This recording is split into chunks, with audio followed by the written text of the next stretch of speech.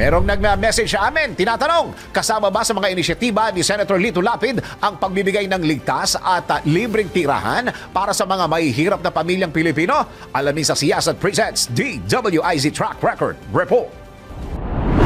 Magandang araw DWIZ. Alam ko ay marami pa ring mga Pilipino ang walang inuuwi ang mga bahay at nauuwi na lang sa pagtira sa lansangan. Kaya gusto ko sanang ipa-research kung mayroon na bang ginawang inisyatiba si Senator Lito Lapid para solusyonan ito. Talaga bang may nagawa na siya sa bayan? Alamin! Iboto ang tama, itama ang boto. Siyasat presents DWIZ Track Record.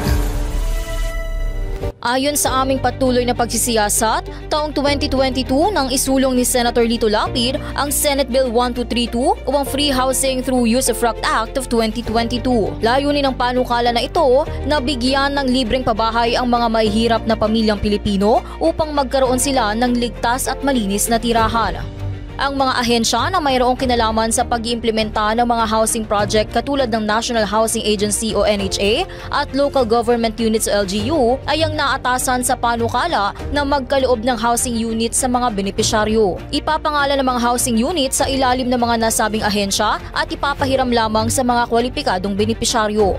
Mga mahihirap na Pilipino na walang tirahan at hindi nagmamay-ari ng anumang property ang kwalipikado sa programa.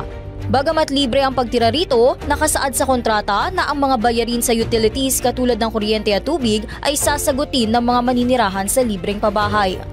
Mayroon ding mga kailangang sundin na tagubilin ang mga benepisyaryo katulad ng hindi pagbebenta o pagpaparenta sa mga nasabing bahay. Dapat din ay manatili ito sa kaayusan at gamitin lamang sa tama. Ang sinumang lalabag sa mga kautusan ng panukala ay maaaring maging sanhi para mawalan ng akses ang mga benepisyaryo sa alinmang housing program ng gobyerno. At iyan ang track record ni Supremo. Para sa Siyasat Presents DWIZ Track Record, ako si Gia Rafael, nagbabalita ng tama, naglilingkod ng tama.